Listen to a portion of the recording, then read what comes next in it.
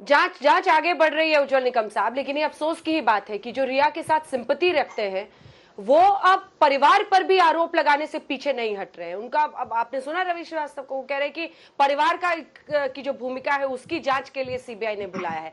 ये एफआईआर तो पिता ने दर्ज कराई थी, ये पिता के एफआईआर पर जांच आगे बढ़ रही है, लेकिन जाहिर तौर पर जैसे जैसे तथ्य आएंगे वैसे वैसे पूछताछ आगे बढ़ेगी। उज्जवल निकम साहब, आप इसे कैसे देखते हैं?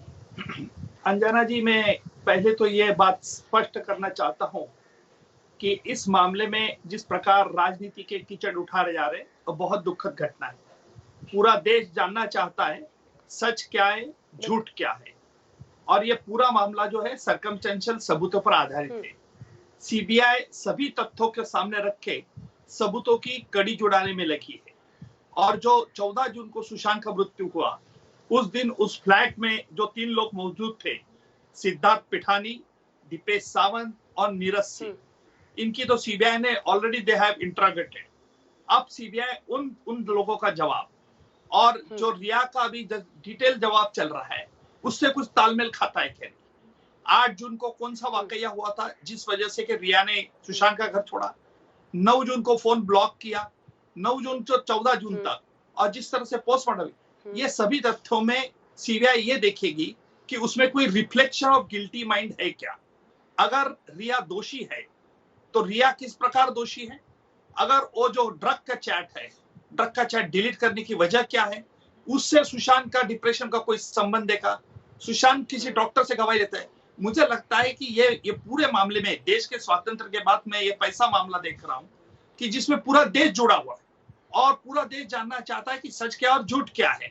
और मुझे लगता है कि इस प्रकार आरोप प्रत्यारोप करना भी ठीक नहीं है, क्योंकि सुशांत के पिताजी ने एक एफआईआर दर्ज की है और उस एफआईआर के दर्ज के एक रिया जो अभी सस्पेक्ट आरोपी, उसने कुछ भी स्टेटमेंट इंटरव्यू दिया होगा, लेकिन उसके आधार पर किसी के चारित्र पर कीचड़ उठाना, हमें पता नहीं है सच क्या है झूठ क्या है।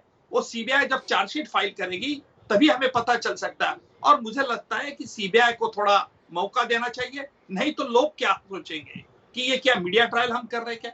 इसीलिए मुझे लगता है कि सभी तथ्यों को सीबीआई ध्यान में रखेंगी। और ये कौन दीपेश सिंह था, ये कौन संदीप सिंह था, उसने क्यों पोस्टमार्टम रूम में लेके गया, रिया का उससे क्या संबंध है, इसके में जरूर छानबीन होगी। तो मुझे लगता है कि अवसर देना चाहिए सीबीआई का, तभी हम सच के पास कुछ जा सकते हैं। एक 30 सेकंड बोलना चाहूंगा बस। बिल्कुल। सोनम महाजन जी, आपसे टिप्पणी लेते हुए, मुझे पता है कि आप चाहती हैं कि बैलेंस तरीके से ये पूरा मामला आगे जाए क्योंकि अभी जांच चल रही है, लेकिन अगर रवि श्रीवास्तव रिया को डिफेंड करते या सिंपैथी रखते हुए परिवार पर आरोप रवि जी, आप हाथ अपना थोड़ी देर नीचे रख लीजिए, अन्य लोगों को भी बोलने दीजिए प्रभु, आप देख रहे हैं कितने लोग हैं बहस में। सोनम महाजन, जब रवि श्रीवास्तव जैसे लोग रिया से सिंपैथी में परिवार को ही कटघरे में खड़ा करने लगते हैं, तो क्या आप उससे इत्तेफाक रखते हैं? अंजना जी, पहले तो मुझे जिसने दर्ज कराई है एफआईआर। जी Anjana ji, to be very objective, पहले तो इस तरह के शब्द बोलना कि वो क्या ऐश्वर्या राय थी, घर उजाड़ के चली गई, बहन पे कैसे सवाल उठा सकती है।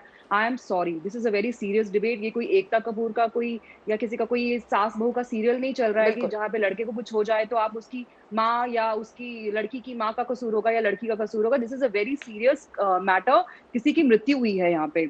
मुझे नहीं पता जिनकी आप बात कर रहे हैं कि उनको परिवार पे उंगली उठाने का हक है या नहीं है। मेरे पास कुछ बहुत ही पुख्ता सवाल है जो मैं शायद आज तक के माध्यम से उनके जवाब चाहूंगी। पहली बात मुझे ये जाननी है, जब परिवार को ये बात पता थी कि उनके बेटे को खतरा है या रिया उनको कंट्रोल कर रही है, फाइनेंशियली कर रही है या फिर इमोशनली कर रही है, तो उन्होंने कोई लिखित में कोई शिकायत क्यों नहीं दी? अगर वो चाहते तो लिखित में शिकायत देके सुशांत को समय रहते प्रोटेक्ट कर सकते थे।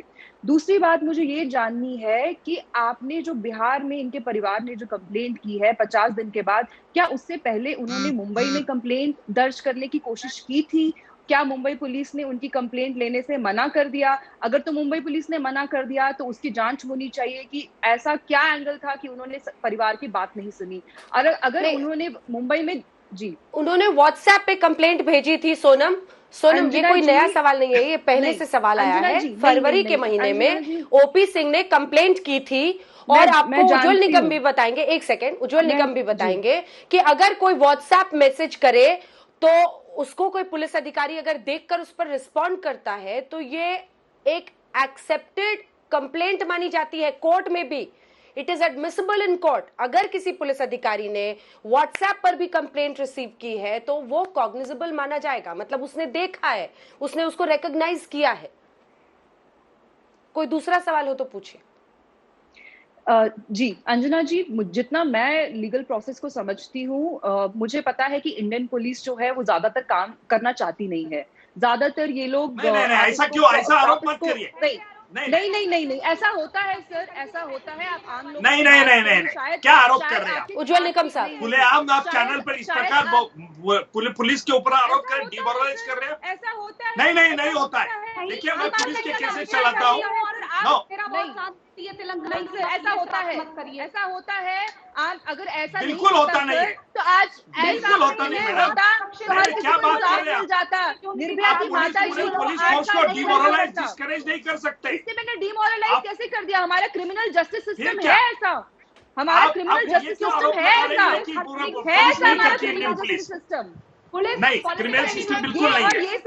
ये सिर्फ मुंबई की बात नहीं है, ये हमारे पूरे देश में होता है। नहीं, पूरे देश में कैसे? अगर पुलिस पे आप डिमोरलाइज करें, पुलिस निकाल डालो सब देश, क्या होगा? तुम्हें हमें रास्ते में फिरने में मुश्किल हो जाएगा।